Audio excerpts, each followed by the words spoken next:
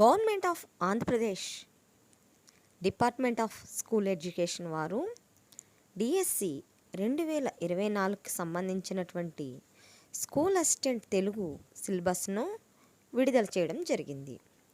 ఇక్కడ school assistant Telugu పరీక్ష రాయబోయే విద్యార్థులు ఎన్ని మార్కులకు పరీక్షను చదవాలో ఈ వీడియోలో తెలుసుకుందాం.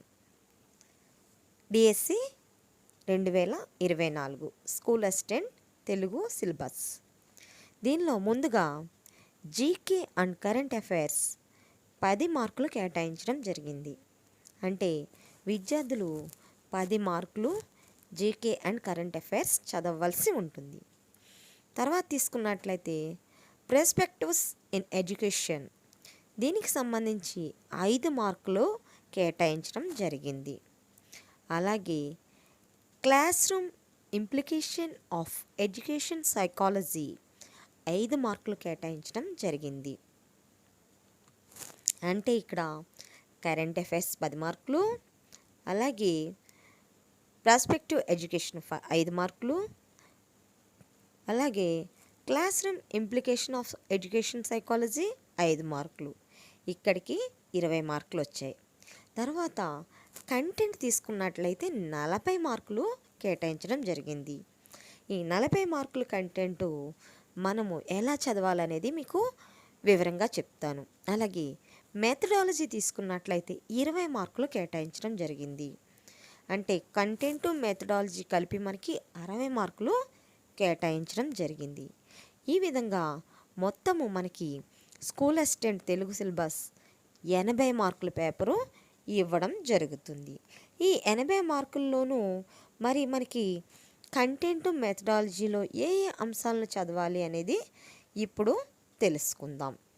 ఇక్కడ ముందుగా తెలుగు కంటెంట్ తీసుకున్నట్లయితే మనం ఏం చదవాలి, ఎలా చదవాలి అనే అవగాహనతో ఉన్నట్లయితే మనము చక్కటి మార్కులను సంపాదించగలుగుతాము. ముందుగా తీసుకున్నట్లయితే నూతన సిలబస్ ప్రకారము 6వ తరగతి నుంచి ఇంటర్మీడియట్ వరకు గల ఆంధ్రప్రదేశ్ ప్రభుత్వ తెలుగు వాచకాలలోని అంశాలను ఉపవాచకాలతో సహా చదవాలి. అంటే దీనిలో ఏమేమి చదవాలి అంటే కవికాలాదులు, నేపథ్యాలు, ఉద్దేశాలు, మూల గ్రంథాలు, విశేషాంశాలు, ఇతివృత్తాలు, పాఠ్యాంశ విషయాలు, అలాగే విద్యా ప్రమాణాలు మొదలైనవి చదవవలసి ఉంటుంది. ఇక దీనిలో పదజాలం తీసుకున్నట్లయితే అర్థాలు, పర్యాయ పదాలు, నానార్థాలు, వ్యుత్పత్తార్థాలు, ప్రకృతి వికృతులు, జాతీయాలు, సామెతలు మొదలైనవి చదవవలసి ఉంటుంది.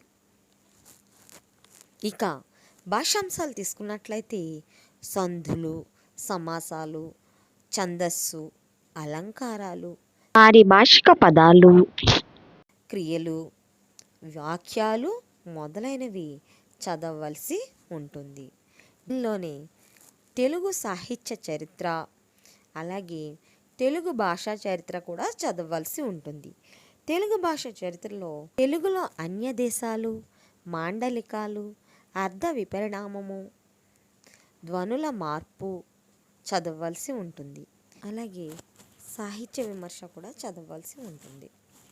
తర్వాత బాల వ్యాకరణంలో సంజ్ఞ, సంధి, తత్సమ, అర్చిక, సమాన, పరిచ్ఛేదములు చదవవలసి ఉంటుంది.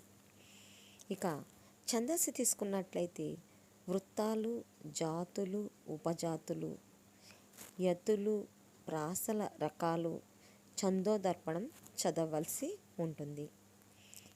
ఇక తర్వాత తీసుకున్నట్లయితే తెలుగు బోధనా పద్ధతులు. దీనిలో బిఎడ్ తెలుగు బోధనా పద్ధతులు తెలుగు అకాడమీ ప్రచురణ తీసుకుంటే భాష, వివిధ భావనలు, భాషా నైపుణ్యాలు, ప్రణాళిక రచన, పాఠ్య గ్రంథాలు, విద్యా సాంకేతిక శాస్త్రము, సహపాఠ్య కార్యక్రమాలు, సాహిత్య ప్రక్రియలు, బోధనా పద్ధతులు, మూల్యాంకనం, పరీక్షలు ఈ అంశాలను 20 మార్కులకు చదవవలసి ఉంటుంది. ఈ విధంగా మనము సిలబస్ను సరిగా చూసుకొని బాగా చదివినట్లయితే మంచి మార్కులు సాధించగలరు. మీకు కనుక నా వీడియో నచ్చినట్లయితే నా ఛానల్ శిరీష లెసన్స్ లైక్ చేయండి, షేర్ చేయండి, అలాగే మీ స్నేహితులకు కూడా పంచండి. Thank you for watching.